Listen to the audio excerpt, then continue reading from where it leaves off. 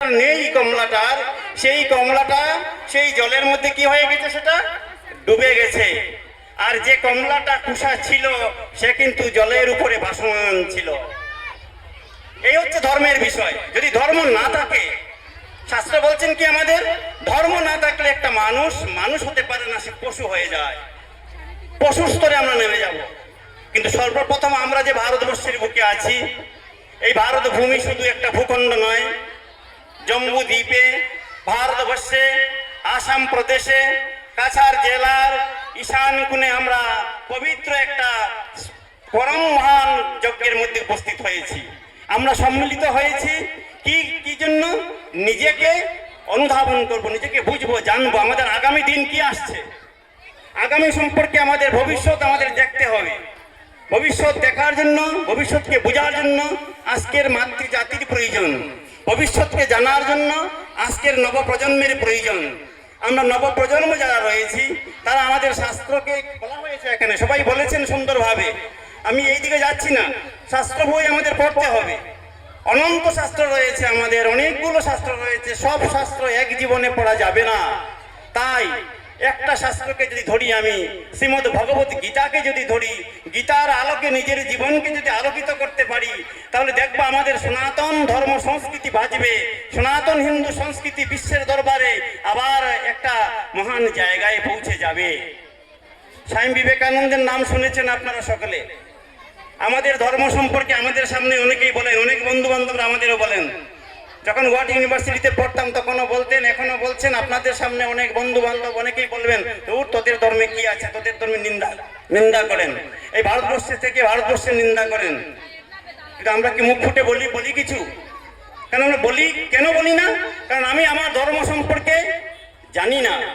স্বামী বিবেকানন্দ আমেরিকায় গিয়েছেন, কপর্দক শূন্য হয়ে 1 কোটি পয়সা নেই, দক্ষিণ ভারত থেকে মহিলারা উজাড় করে তাকে পাঠিয়ে দিয়েছেন ধন দৌলত দিয়ে আমেরিকার বিশ্ব ধর্ম সম্মেলনে। ভারতবর্ষে সনাতন হিন্দু ধর্মের বাণীকে প্রচার করার জন্য গিয়েছেন।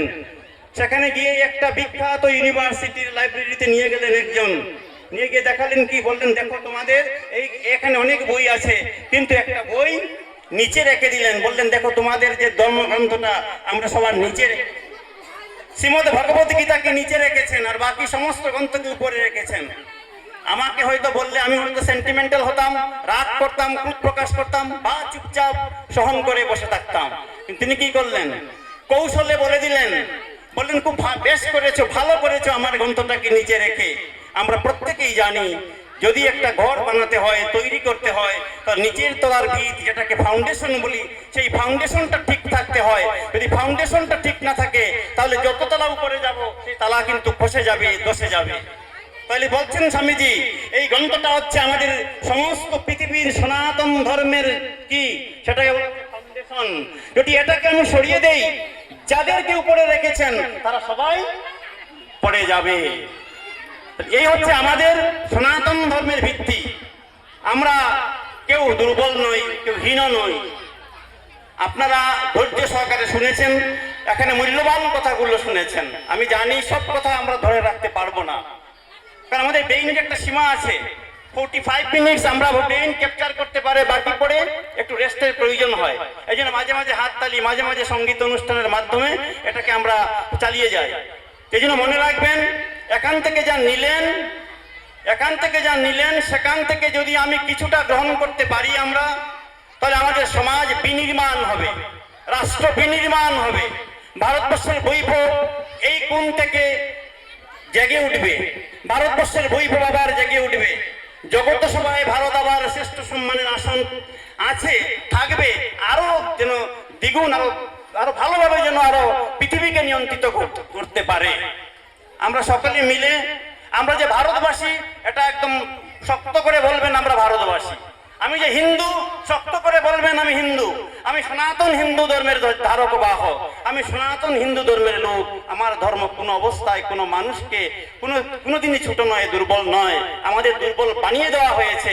বারবার বিদেশি শাসক আমাদেরকে দ্বিখণ্ডিত করেছে, আমাদেরকে কি করেছেন, পৃথক করে রেখেছেন। জাত পাতের মধ্যে ভেদাভেদ করে আমাদেরকে পৃথক করে রেখেছেন। আমরা একাত্ম হতে পারিনি। তাই আজকের এই পবিত্র লগ্নে আমি স্বামী বিবেকানন্দের একটা আহ্বান আছে, সে আহ্বানটা আমি অনুমতি নিচ্ছি সভাপতি, যদি আমরা সকলে মিলে পাঠ করি তাহলে আমরা নিজেদের কাছে একটু গর্ববোধ করবো।